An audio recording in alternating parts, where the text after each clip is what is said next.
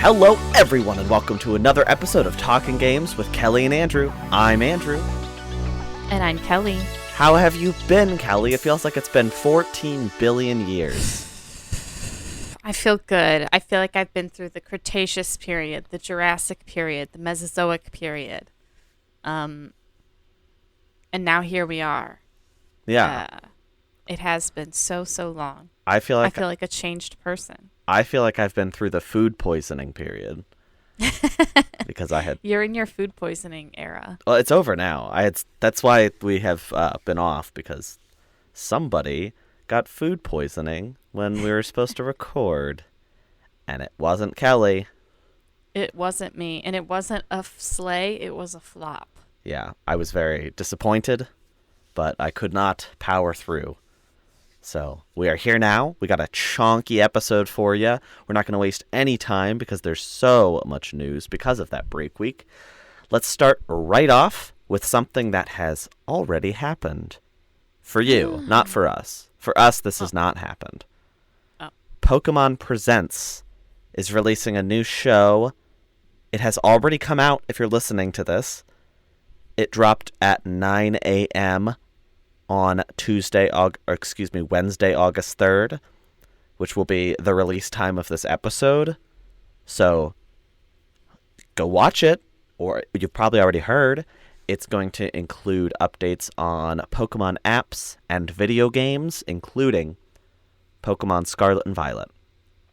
I'm excited because I feel like we kind of need to see more of Scarlet Violet. Not excited for the updates on apps. I'm curious what other video games they might be talking about. They're talking about Pokemon Channel 2? Yeah. No, they're remaking it. Is that your bold prediction?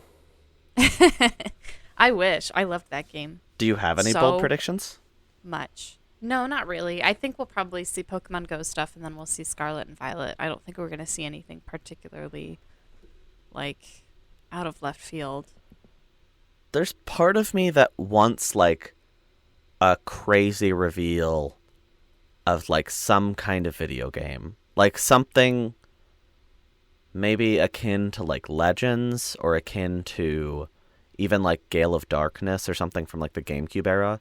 I feel like a big RPG, this could be the time to show it. You know, something to complement next year when presumably there will not be a new title. This is a good time to show it, I think. I'm mostly just excited to see Scarlet Violet because I think we need to see more. I don't think we haven't seen enough to be excited or to understand what we're getting yet, so. Yeah. I mean, who knows, maybe next year we'll get a Gen 5 remake. That'd be crazy. So we'll have a title. I mean, it would make sense if they're doing the same thing as Gen 4 and kind of, I don't want to say doing it lazily, but doing it lazily, you know? Yeah, little chibis. Yeah. Or maybe they'll just remake Gen 4 again, but better. I would actually really enjoy a Gen 5 remake just because I really like Gen 5, and I think it would be fun to revisit. I think that's the Pokemon game that I've probably replayed the least, is Black and White. But I think probably... the music is really good, and I think that the design is really good. It's just a bit of an oddball because you can only catch Gen 5 Pokemon. I think that's interesting, and I think a remake would serve it well, but I don't want it because I just know it's probably going to be similar to Gen 4, where, it's not the remake I would prefer. I'd prefer something more interesting, something to really shake it up visually. But realistically, there's a high chance it's going to be that same team that did the chibi version of Diamond Pearl. Who knows? That might be next year. That might be still years away. It will happen. They're going to remake Black and White. There's no doubt. But the question is when and how. Yeah. I think, we don't have to talk about it that much just because it's not I just think that they could do something sort of fresh and interesting with that remake because the game itself was it was fresh and interesting. It was a new region. It was a new, it was new Pokemon. The villain was a lot different than they had been in the past. I mean, the villain team wasn't that different, but obviously, like, the rival was very different. I mean, the whole thing was just new and fresh, I think, for the franchise. Kelly, we just spent a long time talking about it, and again, I forgot. It's already happened. Everybody listening to this already knows what was revealed. And if you That's didn't, true. just go look. That's a good point, and you guys will listen to this episode and be like, they're so silly. Uh-huh. And then next They week, don't even come know back. that the Gen 5 remake is coming out in December. Wow. That's a really good prediction. Just kidding. You know what is coming out, though? It might be fun and exciting. Mm. A sequel to the Mortal Kombat movie that came out in 2021. Which you might be asking yourself, a Mortal Kombat movie came out? Yes. April 2021 in theaters and on the streaming platform HBO Max. You didn't watch It it, was did actually you? no. Okay. It was actually quite popular among the top feature titles ever on the platform, which is a bit wild to me because I've never met a person who's seen this movie. But it overachieved, which means it gets a sequel, and the same director is coming back. I really don't have anything to say about this beyond that because I don't really care. It is very factual. It is factual. I don't know what to contribute to this. I think it's a little odd that this movie that was, like, middling received. Like, it wasn't panned terribly, but like, looking at basic reception, it's pretty meh, you know? Middle of the road, disinteresting, not horrible, but not very good. So getting a sequel seems... I mean, it could be the chance that this series needs to really shine, but I don't think it's going to shine. I think it's going to continue to just be like a dust-covered rock of a movie. Yeah, or maybe like a limestone. Yeah. Like it's not shiny, but it's valuable, I guess, to some people. Economically, to Warner Brothers, probably. Yeah. And to Mortal Kombat fans, perhaps. I don't know. Of the Mortal Kombat fans I know, none have seen this movie, so... That's what I'm saying. I don't know how it was so successful. I've never met anyone who's seen it. I've never seen it. I've never even seen a preview for it. I don't know. Something I have seen is new Mario Kart courses. Mario Kart's DLC Wave 2 is on the way. It's coming out, time of release, tomorrow, August 4th. It is going to include 2 cups, just like the last pass. It is going to include a turnip cup that has Tour New York Minute, which is a stage from Mario Kart Tour. Mario Circuit 3 from the SNES. Calamari Desert from Mario Kart 64. Waluigi Pinball from Mario Kart DS. And then in the Propeller Cup, we're going to get Sydney Sprint from Mario Kart Tour. Snowland from the GBA Mario Kart game. Mushroom Gorge from Mario Kart Wii. And then a new stage called Sky High Sunday. So this will also be coming to Mario Kart Tour later. So it's not 100% original, but this will be its debut. I think all of these courses look pretty nice. It is still a downgrade from the base game, but I feel like this is an upgrade from the first wave, if that makes sense. Like, Yeah. I think the new Sunday stage looks really pretty, and they like have a lot of it's very inspired, you know. Yeah, it looks like a Fall Guys level. It really does. That's a good point. And I think like Waluigi Pinball looks pretty nice. Mushroom Gorge doesn't look like enormously upgraded from the Wii version, but I have a lot of nostalgia for that. And I'm really excited for the Sydney and the New York ones, because that was like my favorite part of the first DLC, was like those really weird non-linear stages. Even if I don't think like the real locations are the most interesting thing in the world. And also, I already paid for it, so I get it, download it for free. Well, included, I should say. Woo! I'm excited. I'll probably have impressions next week. Nice. Yeah, I like the sort of real world ones from Tour. And I think it's fun that they're being incorporated in this way.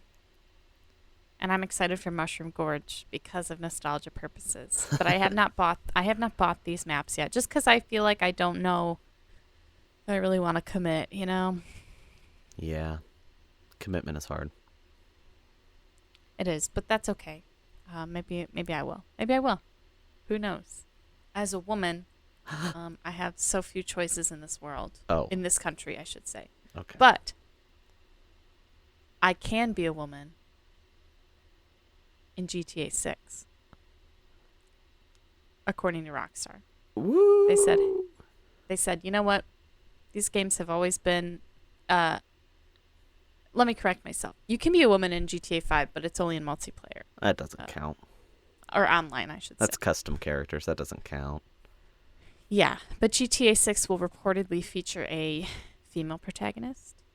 And Rockstar assures us they have adopted a more progressive culture at their Studio? studio. I'm trying to think of another word for studio, but I guess that's the best word. Their house? Their home, yeah. Reportedly,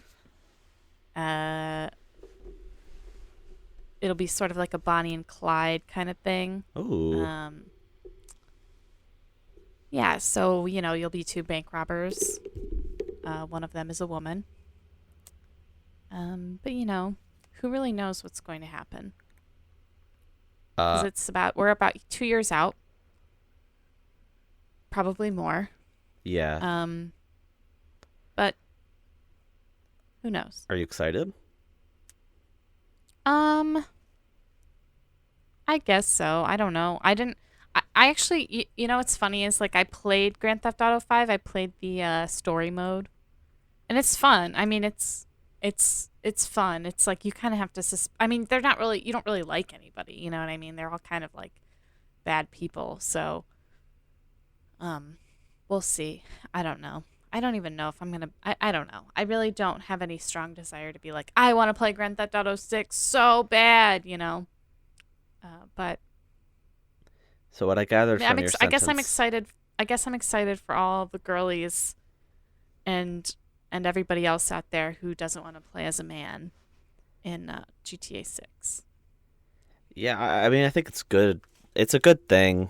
I think the more important thing is like the journalistic investigation that happened that revealed that the work culture has genuinely been fixed. Like from all of the extensive reports that came out in the past week, it really does seem like people are working like reasonable work weeks. Nobody's working crazy crunch hours, and that's part of the reason this game is taking as long as it is. And the reason we haven't seen the game yet is because they don't want to crunch their employees. And considering Rockstar was arguably the most infamous user of crunch culture in the video game industry, in the video game space, I think it's really great and exciting for these employees and for the industry as a whole that is a thing of the past. And hopefully, Naughty Dog and other similar studios are close behind on this. What about Well Behaved Cat? What about that studio? Sorry, am I supposed to laugh with you? I thought it was really funny. You know what isn't funny, Kelly? Besides you? Yes. No, you're funny. I'm sorry. You're funny. Kelly? Yes? Okay, you're back. I thought you left. I was debating. Leaving the show or leaving for the duration of this episode, so I had to awkwardly Yes. just leave silences for you to talk, even though you weren't there. Yes. It's not funny, Kelly? What's not funny? Facebook. So true. I'm always saying this. And Meta. I don't like Meta at all. I don't like Facebook at all. And I don't like that they own the Quest now. So Oculus Quest 2, or now called Meta Quest 2, has been on the market for a good while now, well over a year. They were pretty well known for having a very reasonable price, starting at just $299. It was such a great entry point that really couldn't be matched. And starting yesterday, at time of recording, August 1st, Meta increased the price of the Meta Quest 2 by $100. They will not be increasing the storage. They're not adding any additional features. For a limited time, they'll include a free copy of Beat Saber, which costs a lot less than $100. I am really upset about this news. I have one, so just to be clear, it's not because I have to pay more money. I have it. It's set. They can't come and ask for $100 more now. Well, they probably could. That seems like something they would be allowed to do. Yeah. But this is just absurd. If you're not adding any value to your product, do you really get to increase the price? Is that allowed? I know it's allowed, but that's terrible. I feel like they just had a price that was really, really low, so they could not just gain a foothold, but gain a complete chokehold on the VR industry. And after they achieved that, they're like, okay, no competition, let's raise the price. That's really what this feels like to me. Because if you go to a store right now, what VR headsets do they have? Just the Meta Quest. That is it. You cannot buy other VR headsets at stores anymore. There are still certain VR headsets being made, like the Valve Index and soon the PlayStation VR 2.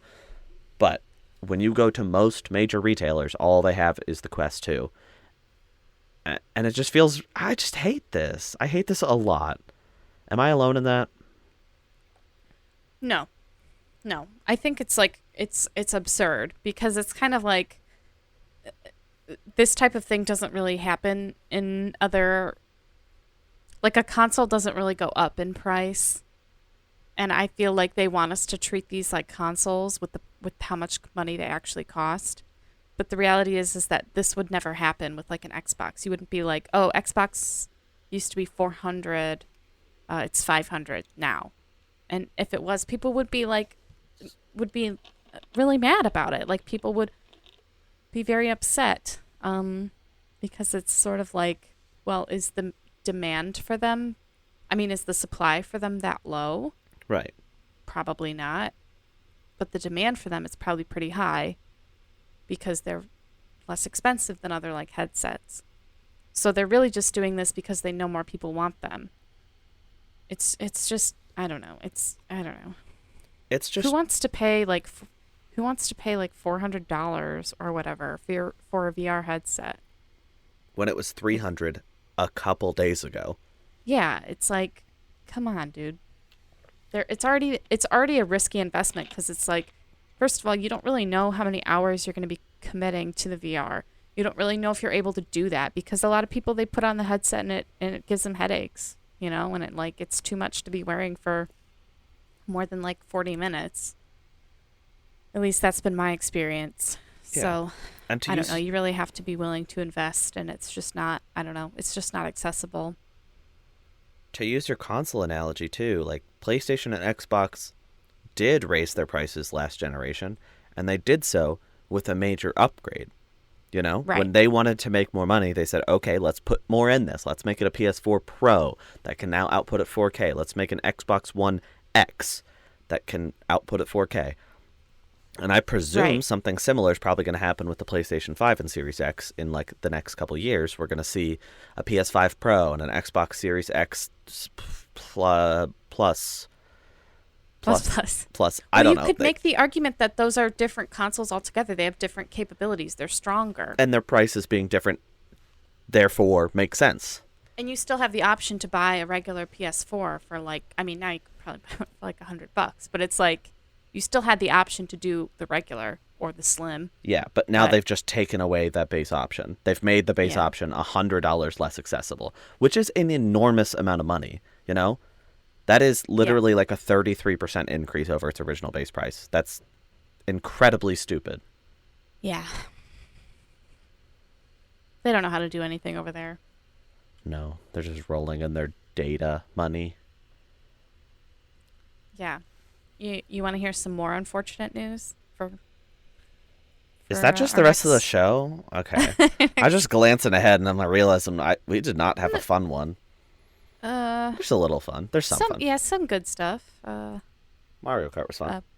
But a bad thing, the Star Wars Knights of the Old Republic remake that I was so excited about has been sort of put on hold indefinitely forever. So this has happened after 2 really important directors were fired at Asper Media. It's Aspire. Aspire? We've read it really, really stupid every time, and I heard somebody read it correctly recently, and I was like, oh. Well, they're not really aspiring to do anything if they can't seem to make a remake of a 20-year-old game. But unfortunately, leadership was like, hey, this game really isn't where it's supposed to be. And then the design director and the art director were fired. No reasons given. And it looks like this game is just not happening. Some people say maybe 2025, which is absurd. It's a remake. That's 3 years from now, just so everybody knows, has a good time frame. In 3 years, I will be perhaps a skeleton in the ground, or I will be 29 years old, or 29,000 years old, just to keep you on your toes. But yeah, this is kind of a bummer. It's so peculiar to see something get delayed indefinitely that didn't have a release date and we haven't seen yet.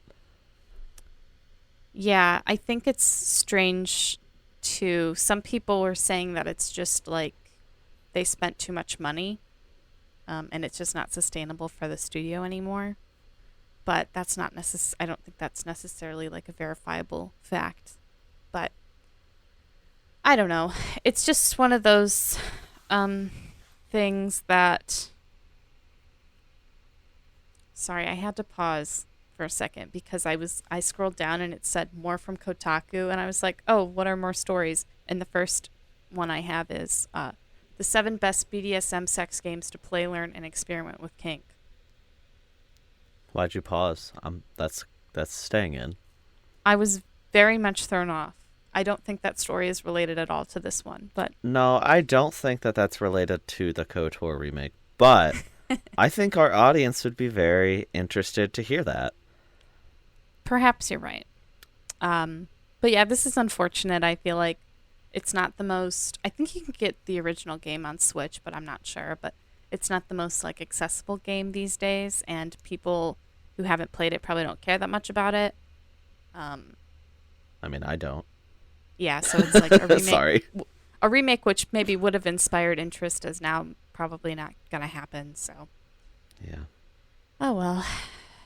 If you don't see anything for months and it's announced in like May or whatever and it's... How about you this? really don't see anything, it's kind of like,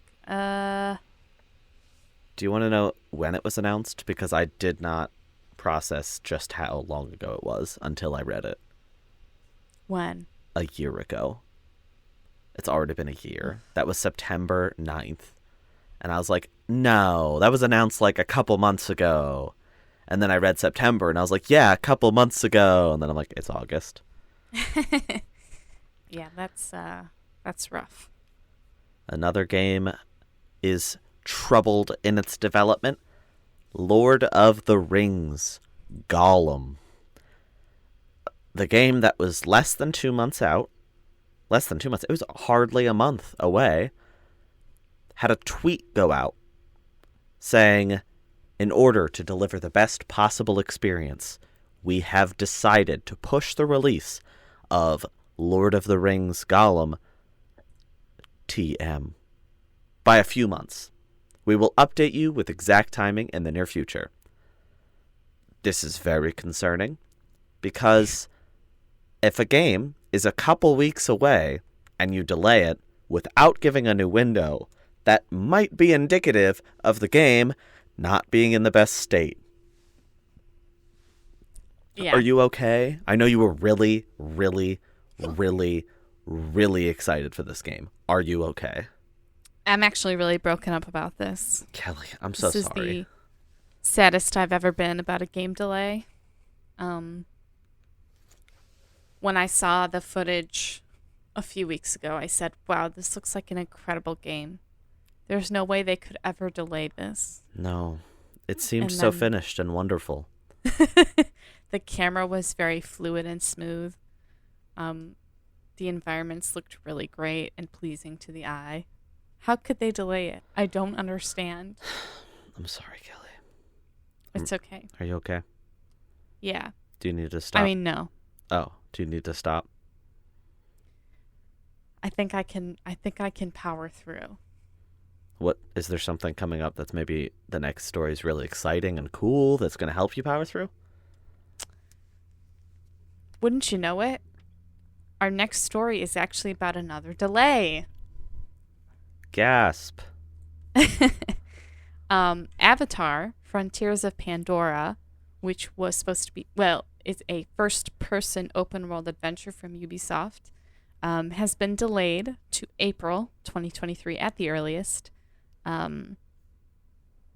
But Ubisoft was kind of like, or 2024.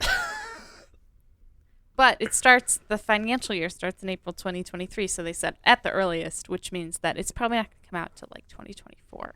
I cannot believe this game that. was announced in 2017 and revealed last year. It's been developed by Massive, who made The Division, another Ubisoft classic. But yeah, it just looks a bit dire over there. Ubisoft said, we really want to make a really immersive experience with next gen. So, I feel like this, Gollum, and KOTOR, it's just weird to see delays to games that we haven't seen. I know we saw Gollum, but did we really see Gollum? It's so strange. This week is just packed full of delays to things that we hardly even knew about. And it's like, why did they have Windows in the first place then? You know? Right. Well, it's interesting. In an update I see here, Ubisoft CEO Yves Guillemot said that the game has been delayed because it's really hard right now in the industry because so many people are working from home. And it's really been difficult. That's the biggest impact. That's the reason that a game that they announced in 2017 is being delayed to 2024. Like yeah. I don't buy it at all. I don't buy that as a reason. I'm sorry. I get it. Like, I understand. Yeah, people are working from home, but it's like you can't just... It's like such a convenient excuse for game publishers now to be like, oh, everybody was working from home, so we had to delay it 5 years. I don't know what happened. It's like, come on, dude. I get it. It's probably made things a little bit slower, but it's also like, why is there this expectation that people just like can't work from home? You know what I mean? Yeah, especially when it's been years. Other game developers seem to be doing just fine. It's been years. If they haven't sorted this workflow out, that sounds like it's very much on them. Yeah, it definitely sounds like some internal things, but it's Ubisoft, so it's really not surprising. Yeah, especially not surprising because it's not the only thing that got delayed. Another game that we have not seen, called Assassin's Creed Rift, the next entry in the Assassin's Creed series, has been pushed back. Reportedly, it had a planned release window of February, and that has now been pushed back to a vague spring. This doesn't mean a lot to me, partially, no, almost completely, because we have not seen it. We haven't even seen a teaser for this one. We just know it exists because, like, it's open secrets, you know? The industry is able to figure this stuff out real easy. The thing about this is that now pushes it out of this financial year, which means Ubisoft is just doing nothing this financial year. They just pushed Assassin's Creed and their Avatar game out. And, like, I'm excited for Mario and Rabbids. I don't think that's going to hold up an entire financial year. Right. It's just, it's such a weird state. This is literally like an extension of that last story where it's just constant, like, delays of things we don't even know about. Yeah, and I just think it's interesting. It's like Ubisoft really, I mean, they don't, I don't think Valhalla was a bad game, but it's like, when was the last time that anybody was like, yeah, Assassin's Creed? Like, probably not since 3. Yeah. You know what I mean? It's just a franchise that doesn't hold a lot of weight anymore because people don't like it as much as they used to. And it's getting Ubisoft, I think, is just not a very good publisher. I feel like they just start tripping over themselves all the time. And it's like, you know, yeah, maybe Skull and Bones will save them. I forgot about that. I'm gonna say no on that one. I don't know. And it's the same thing. It's this whole like, oh, well, nobody can come to the office, so it's really hard to work on games from home. It's like, is it though? You have a computer and you have email. If we've all been able to work from home pretty successfully, it's like, what seems to be the issue here? Where it's like, I understand that game development is a whole different animal, and it does take longer when you're not, you know, maybe in a space where you have the technology, but it's, I don't know, it's getting to a point where it's sounding more like an excuse rather than a reason. Yeah. But you will be happy to know that Dragon Ball, The Breakers, will be coming out this October 14th. And you know who's going to be in it is Frieza. You know, be a big Dragon Ball fan. I know all the characters. I know Goku and Piccolo and Bulma. And none of them will be here. Wait, isn't Goku here? No, because the whole concept. No, that's just another guy in orange. Surely that's Goku. No, because the whole concept of this game is you're playing as, like, nobodies. Okay, it's Dead by Daylight. Okay, here's what I want you to do. I want you to open the trailer and go to the 16-second mark and tell me that's not Goku behind this guy. Oh, that's Goku behind this guy. Come on. Okay, I didn't see that. Surely that's Goku. Well, I thought you were talking about the guy that he's behind. No. And Bulma's here too. Where's Bulma? She's at the 53-second mark. Is that Bulma with the blue hair? Surely that must be Bulma. I don't know. I don't know Dragon Ball well enough. But I do know that the concept of this game is functionally like a Dead by Daylight asymmetric multiplayer game where it's 3 villains versus, I think, 7 survivors. It seems really interesting. I'm surprised. I kind of was under the impression this game might be free. And I think it might have benefited from being free. But, hey, what do I know? Maybe it'll come to Game Pass and I can give it a try. But it does have a closed network test coming very soon. That starts August 5th, so if it's something you're interested in, get on that immediately before you miss your opportunities. I think it's cool. I think taking well-known IPs and using them on not, like, just action games is really interesting. And Dead by Daylight is, like, a format that has not been copied too much, besides a couple, like, horror game, not rip-offs, but, like, inspired games, like Friday the 13th and the upcoming Texas Chainsaw game. Yeah. I think part of what makes Dead by Daylight so successful is it has a really, really strong community support. It has a really, really strong player base that are like, it's very frequently updated. They have events, things like that. So I just wonder with games like these if the sort of if it would be as successful without that component. But I mean, we'll see. Maybe it will have that component. I mean, the Wouldn't license it be fun could if help there were it. like Dragon Ball events? Yeah. Like Goku's birthday. Goku's birthday. I love Goku's birthday. Guess what day it is? August 12th. Well, I'll tell you it's April 18th. Oh, did you have to Google that? No, I knew it. Uh-huh. Oh, no, maybe April 16th. Well, it sounds like you don't know anything. Well, it's a bit tricky, isn't it? Because there's a lot of different things going on in the Dragon Ball canon. Well, do you want to hear something that is a fact? Yes. Platinum Games has hired Nintendo veteran of 27 years, Takao Yamane.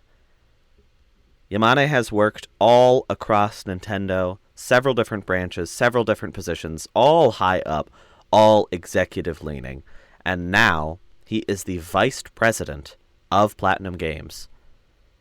They say that this is going to signal, and I quote, significant change in their company.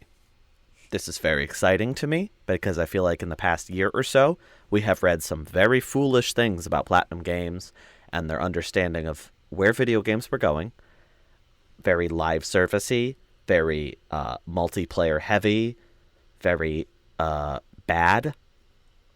And I think Babylon's Fall might have been like a machine gun volley to the leg. Not just a shot in the foot. They didn't shoot themselves in the foot. They accidentally pressed a shotgun to their leg, and now they don't have that leg anymore. Yes. So they need Yamane to come in from Nintendo after 27 years with them to help them up on their feet again. Foot again. Foot. And I have high hopes because like Bayonetta 3 looks incredible. They still know how to make single-player games. If they are managed smartly, if they go for the projects that are going to make their fans happy, Platinum can absolutely go back to being like one of the number one third-party developers that exist in the industry. I really hope that I hope that Bayonetta 3 is the beginning of an extremely bright future for Platinum. Of a renaissance, would you say? A renaissance. Yeah, Much because like the Beyonce album that just came out. well, like that. I was going to say it's going to be a little more like Platinum's other renaissance, but Oh. because that might be a little more similar. Oh. Yeah, you might be right. You might be right about that. Yeah, but I don't know. Well, because they did have a renaissance with like when they went straight from basically like Vanquish and Bayonetta and Metal Gear Rising Revengeance onto Bayonetta 2, onto Nier Automata. They know how to do things. Like, they could definitely have another renaissance if they pick the right properties and pick the right publishers, or publish their own games that they're really passionate about. Right. No more Babylon's failures. Babylon's Failure. Good one. Thank you. Have you ever played a game called Minecraft, Yes. Andrew? Have you ever purchased an NFT? No. Okay, well, you're in luck. Because Minecraft developer Mojang Studios has said we are never, ever having NFTs or blockchain as part of our games. Because of the unethical and fiscal toll that NFTs and blockchain have on people. They said that they never, ever, ever want to create a community where some people are allowed to have things and some people are not, based on, how rich you are or whatever. They want everybody to have access to the same content, and they believe that NFTs can create models of scarcity and exclusion that conflict with our guidelines in the spirit of Minecraft. Wow, I thought really? this was pretty fun. Great news. Good stuff all around. I think it's funny that a game that was created by a person... A human NFT. Yeah, a person who sort of encapsulates a lot of bad is now taking a stand for good because he's not involved anymore. But I just thought that was kind of funny, kind of a little bit of irony, because I bet if he were still in the big guy in charge, he would be, Sticking them all aboard. NFTs in there. Yeah, among other things. But anyway, so this is great. We haven't really had any NFT news for a while, which has been kind of nice. But if this was the only NFT news, I think it'd be still nice. Yeah. But we also have some other NFT news out of Square Enix, who has announced a very exciting line of NFTs. They are based on action figures. So, okay, Kelly. Yes. If somebody came up to you, they're on the street, they come up to you, okay? This is already unrealistic because I don't go outside, but okay. Okay, going. they come up to you on the street. They say, "Hey, Kelly, in my hands, I have two things. In one hand, I have a beautiful, high-quality, perfect condition Garrus Vicarian figure. Extremely detailed, very cool looking. In my other hand is a flash drive. On that flash drive is a picture of this figure. The figure is $100. The picture of the figure is $500." And they're like, "Well, you're the only one that has this picture. Which do you pick, Kelly?" This is a really tough question. It's really hard to know what would create better value for me. Maybe the figure that you could then go take your own pictures of? Yeah, maybe, yeah. Uh, it's so funny to me because it's like, it's always been a scam. It always will be a scam. And if this isn't the clearest indicator of how scam-like it is, then I don't know what will shine the light for people. It's literally more money to get the NFT.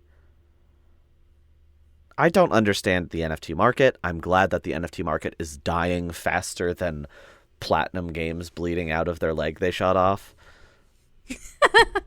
Like, it's obnoxious. It's ridiculous. It makes no sense. I just think that this is the dumbest thing I've heard in a while. Because it's cool. The figure they're making is really cool. It's like a classic design Cloud based on the original game. And that's really cool. And I really want the figure. And it's probably going to be $100. Why would I pay $160 for a picture of it? I'm looking at a picture of it. There's a picture of it right here, Kelly. I'm looking at it. This article cost me $0.00 to access. Yeah, but if you buy it, you're the only person in the whole world who can look at that picture. Oh, wait. That's not true. I'm looking at it. It's so stupid. It's so stupid. And I feel like this could be a real turning point moment because, like I said, if you can't see in a situation like this the stupidity and the scam of it all, then I think you're a lost cause. Honestly, I do. This is like the most extreme version because it is literally a picture of a physical thing you can buy easily, and the physical thing costs less. And you can hold it. You could poke it. You can poke Cloud in the face. Yeah. It's a bit silly, Billy. I'm sorry. I'm done. I'm done. If you are pro NFT, I'm sorry for making you mad every week. Well, that's a lie. We haven't talked about NFTs in like a month and a half or 2 months, and it's been awesome. I'm not sorry at all. You're right. I don't feel bad. You should feel bad about being pro NFT because it's embarrassing. How does it feel to be dumb?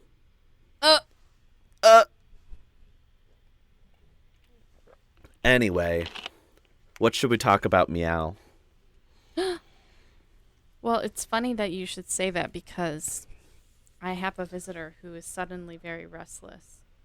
And her paws are dangerously close to the power button on the power strip that is powering my computer.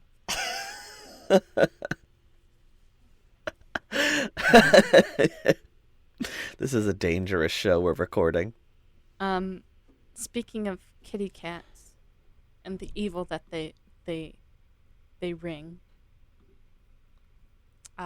Stray, a little game about a little cat that came out not too long ago, is already Annapurna's biggest launch ever. I don't think this is surprising. A lot of people have been hyped about this game. I think Annapurna's a little bit surprised. Maybe they weren't expecting this level of hype over a game where you play as a little kitty cat. But let's be honest, it's much more than that. I think it's just the real surprise is that this game has been known to us for years now, literally years. And I feel like the general populace didn't know it existed until like a month ago. But then when they saw it, they're all like, yep, we're in. Yeah. Everybody in sync. Did you, by chance, play this game, Kelly? I did. I played it. I never finished. I'm more than halfway through. It made me very emotional. Are you okay? It's just sad because, you know, when you have the life of this precious little kitty cat in your hands and something happens, it really makes you feel guilty. There's like a little, when the cat is overwhelmed, he makes this little like ow noise and he falls on his belly and it's like, oh my god, I can't take this anymore. And it's really, really upsetting. But I you know, I enjoyed what I did play. I just have to finish it still. But I'm more than halfway through, so I'm almost done. I can feel it. And I love the little robot people. To me, I loved them when we first saw this game, like when we saw the first trailer and the cat like rubs against the robot's leg and their little like face changes. I was like, this is all I need anymore. They're very cute designed. Yeah. But it is, I mean, the game itself is quite dark. Objectively speaking. Yeah. I mean, even like, yeah, like thematically and like lighting wise. Yeah, the light is literally, there's literally low light. But yeah, it's quite dark and a little bit, a lot spookier than I was sort of expecting. I guess the world can be very scary for a little kitty cat, but there were parts of it that I was like, is this like Resident Evil? Like, what's going on here? Which is kind of cool. I mean, I don't know. I feel like it is very cute, but it is wrapped in a package that is quite heavy. So yeah, I was a huge fan. I actually have some very interesting thoughts. But real quick, before I do that, we have a very exciting quick word from our co-sponsor. This episode is sponsored by Sentry, a new esports organization from Pittsburgh. Their team runs tournaments for Smash and other video games. Find them on twitch.tv. What? What? Am I forbidden from continuing the ad read? Do you think Sentry's going to ban me? Perhaps.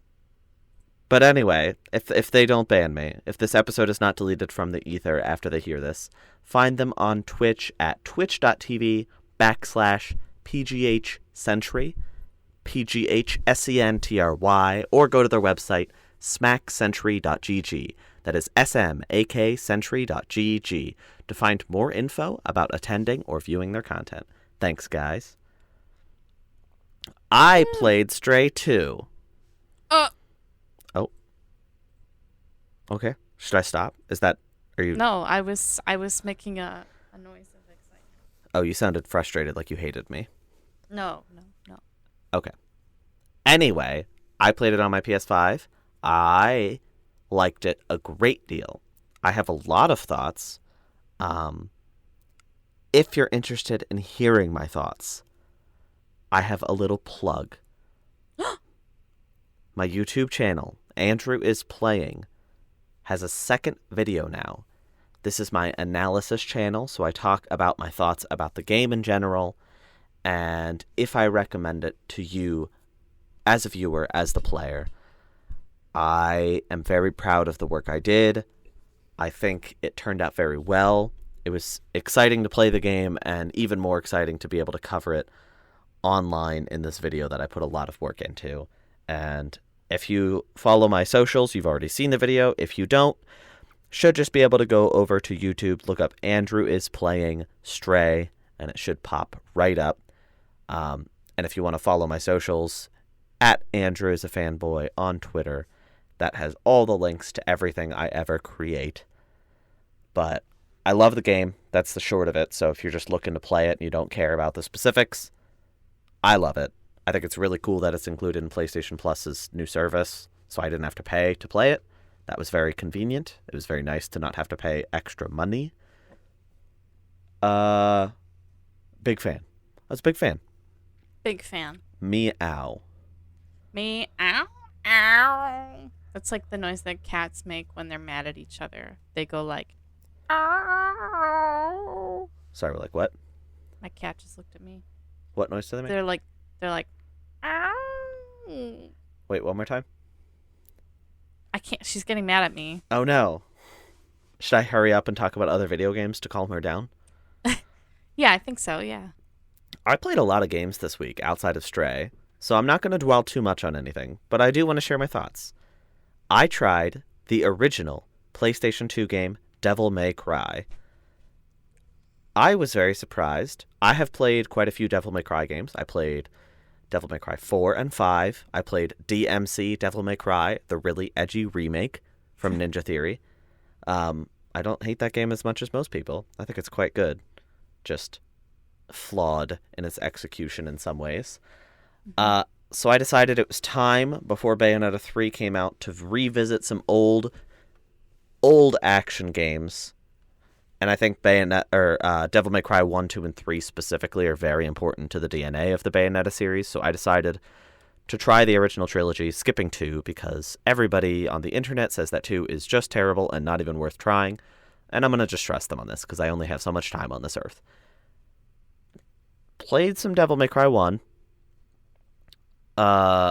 It was a very early PS2 game. And wow, it felt like a PlayStation 1 game. It was very peculiar. The combat was quite stilted. The motion was quite stilted. The camera was quite stilted. The performances were quite... what's the word? I'd say stilted. The character designs were great. I think there's a lot of exciting DNA here. And it was very evident to me what this led to, but I decided I couldn't play anymore because it was too old and not fun to play without nostalgia. So I just went ahead and skipped to Devil May Cry 3. I've made a lot of headway into this game, and oh boy, if you're interested in entering this series, this is the way to do it. It is a lot more fast-paced, a lot more polished. The combat feels extremely responsive and like you're doing things very deliberately, and the combos are very fun. The enemy designs are incredible. Graphically, huge leap. Thematically, extremely fun to watch.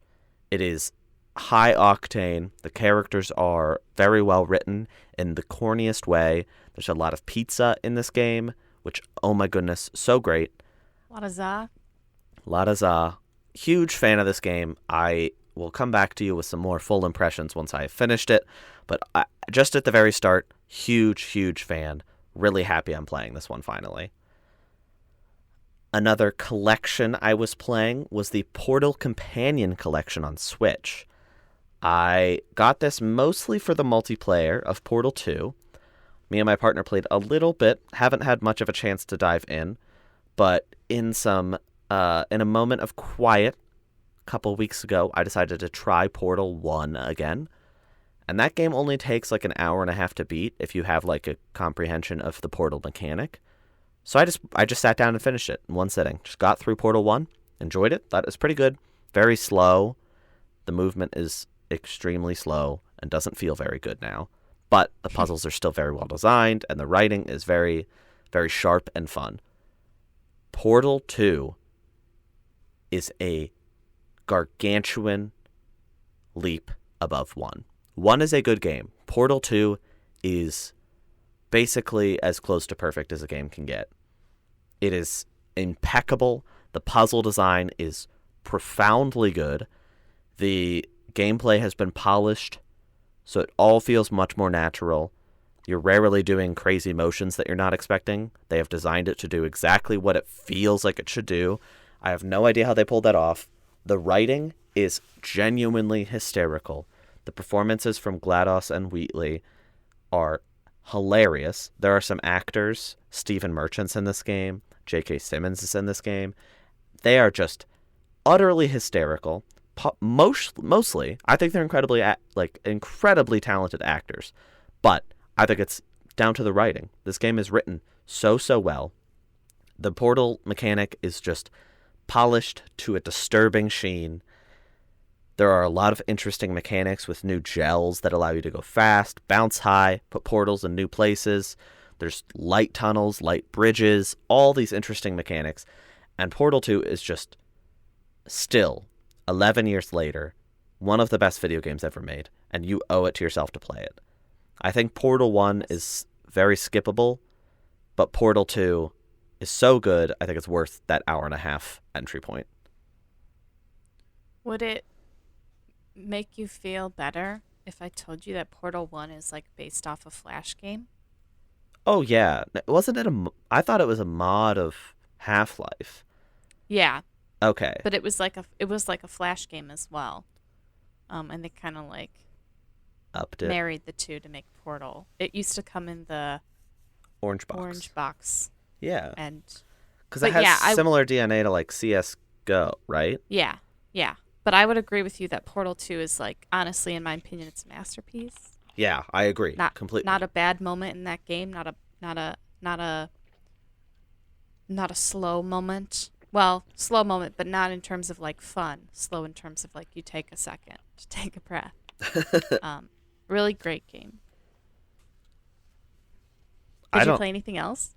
Yeah, I did. Do you want to talk more about Portal? No, I don't really have much more to say about Portal. This collection's only $20 on Switch. That's all I have to say, is if you're even a little interested and you have a Switch, by goodness, go get it. I really hope that this game comes to other platforms. I think it's kind of crazy that this collection only came to Switch. Like, you can't play it on PlayStation platforms past PlayStation 3, and you can play it with backwards compatibility on Xbox, but I really think that they should release this collection on PS5, PS4, Xbox One, and Xbox Series X. It needs to be accessible to everybody.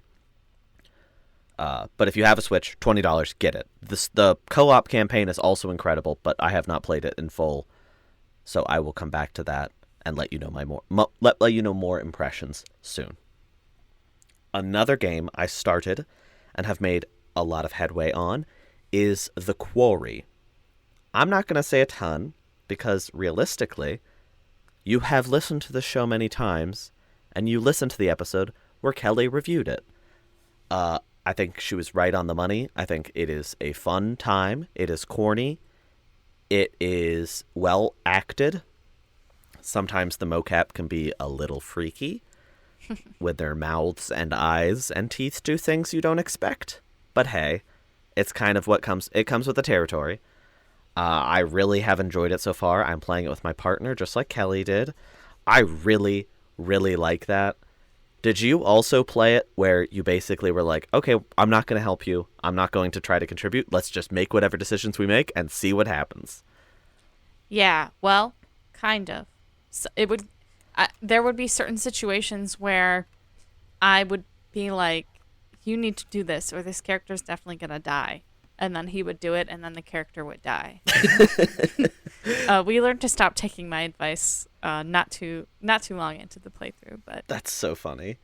I haven't lost anybody yet. We kind of tried to be like, you know what? Let's just do our own thing, and if we really feel like, I mean, me and him kind of agree on a lot of stuff often, but there were a few things where I was like, why didn't you do this? But that's kind of the fun of it, is like you get to see different things, because I also played it with my sister and we did different things, and it's fun to see the different outcomes. I was in an early scene. I was playing as the character Emma, exploring a small store, and we passed some fireworks, and I said, ooh, fireworks. And the options were leave it or take it. And this was shortly after a counselor told us, do not make noise, be quiet, okay? I, in my video gamey brain, go, oh, that's a weapon. I'm going to take that so I can shoot it at an enemy later. I pick it up. And again, my partner and I are like very good about letting the other just make whatever decisions we feel like. That way we get an interesting outcome based on whatever we're feeling instead of just like hyper focusing on the best possible outcome. Because we could just look up a video, like a guide at that point. I pick up the fireworks. My partner's like, why did you do that? And I'm like, well, I'm just thinking I'm going to use them as like a projectile later. And they were like, I don't know. I have a feeling that that's going to be a bad decision you've just made. And I was like, no. They're not going to use... when it gives me the option, I just won't light the fireworks. Next scene, the characters lit the fireworks without asking me, creating an enormous noise. And I just looked at my partner with big puppy dog eyes and said, I am very sorry. It's a fun game to experience. We're over halfway through now. Haven't lost anybody. We had a very close call when we played yesterday. Like, we were both very tense, and I don't know how close it actually was. It's very possible that we were nowhere near losing them, but it felt like they were like that we were about to lose that character for sure. But she survived, thank goodness. Last game I played of the week was Fall Guys. This is the 2020 hit from, well, now from Epic Games. They now own it. Not Devolver anymore. This game is funny. I don't know what... So, like, I played a little bit solo, and I said, okay, I don't really want to play this anymore. And then I was with a friend, and he wanted to play, so we played some together, and I was like, this is why I liked Fall Guys. I think playing with somebody where you can just, like, shut off and be like, this is stupid, we're having fun, that's the way to play Fall Guys. When you're playing it alone, I think it becomes very frustrating and annoying. But when you're playing with specifically with a second person, it becomes a lot more fun, a lot less stressful, and a lot goofier. So if you have another person to play this with, not even in duos necessarily, because when I was playing with one friend, I was sitting on the couch and we were just passing back and forth doing attempts. I think that's the best way to play it. And I won a game. I won a game on the third round. There's one, because it's normally 5 rounds, and it like gradually will knock people out down to like then it'll get like the last 10 or so, sometimes a few less, and then it'll do a last game. But on the third round, the mini game was like you're standing on a big rectangular platform, and other platforms are coming at you, and you have to dodge them. And it's just a time. It's not like, 10 people get knocked out, the game's over. It's just like everybody has to survive for a minute and a half. However many people survive. How many ever people go out. You know, you could get down to like nobody could get knocked out, or everybody could get knocked out, which is exactly what happened. There were literally 32 people, and 31 people got knocked out, and I was just standing there, and the game like definitely got confused for a second, like because there was like this really long gap before it said you won. Because it just said qualified. And then I was like, what am I going to do now? Like, I have no competitors. And then it, like, paused. And then it was like, winner. And I was like, I didn't know that was an option. I legitimately didn't know that could happen. Yeah. So I was very thrilled. But that was the only win I got. I did not get any more dubs. I was going to say, I've only won once as well. And I won in the 4th round, I think. It was the one where you're, like, there's, like, hexagon platforms. And you have to like jump because they all start to. I like that one a lot. Too long. Yeah, and I was like, yeah, I got this. And all of a sudden, before I knew it, I was the only one left standing, and I. That's the best way to win. It's just like you're just living your life and don't worry about other people. Yeah, exactly. It's a good life lesson as well. The new hexagon like version is Hexa Ring, so it's like the same idea, but it's on a spinning platform. I cannot play that one. I've played it several times, and I just fall off instantly because my brain can't fathom the falling, like the way it spins. Yeah. And I feel so dumb when I play it because I used to be the best. If I had hexagon at the end, I was like, I win, and I was winning like crazy on PS4. Mm-hmm. Like I am one of the very fortunate few who have the infallible trophy, which is winning 5 consecutive games. Which is like, there's a lot of luck in Fall Guys. Winning 5 games in a row is nearly impossible. Yeah. So, here's what... Can you check up... Let me look up Steam statistics. How do I look that up, Kelly? You're smart. Infallible... Here, let me look it up. Achievement, Fall Guys. Oh, it's not on Steam. Yes, it is. Epic. Oh. Guys, it's on Epic Game Store. Well, how am I supposed to look up how many people have it? I don't know. Don't yell at me. I'm not yelling at you. I just wish I knew. True Achievements says that... Well, that's not fair. This is a website for people tracking their achievements, so of course it's going to be higher. So, oh well. This says that 3 people have it. So I don't think that's accurate. Anyway, it's the rarest achievement by a notable margin, and I am fortunate to have it.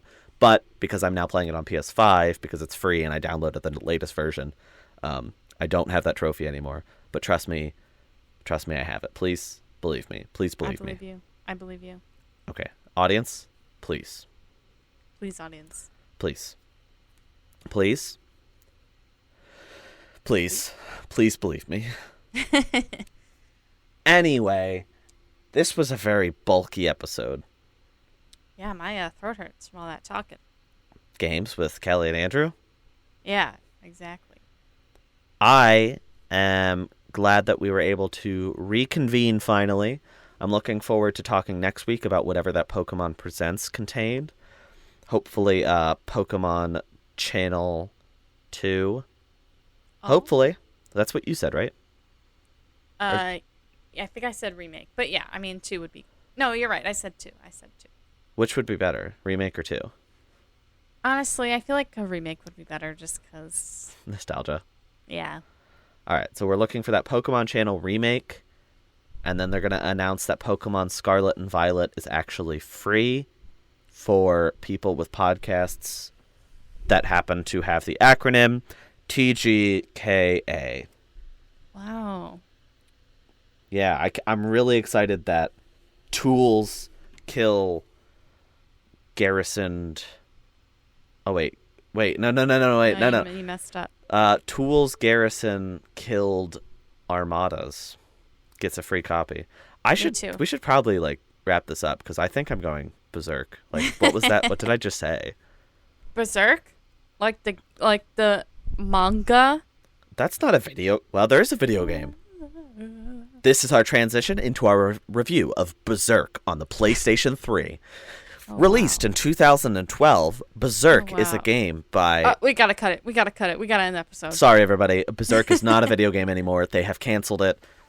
Forget everything I said. Thanks, everybody, for listening. We'll be back next week, barring any unexpected poisoning caused by food. Thanks for listening. Bye!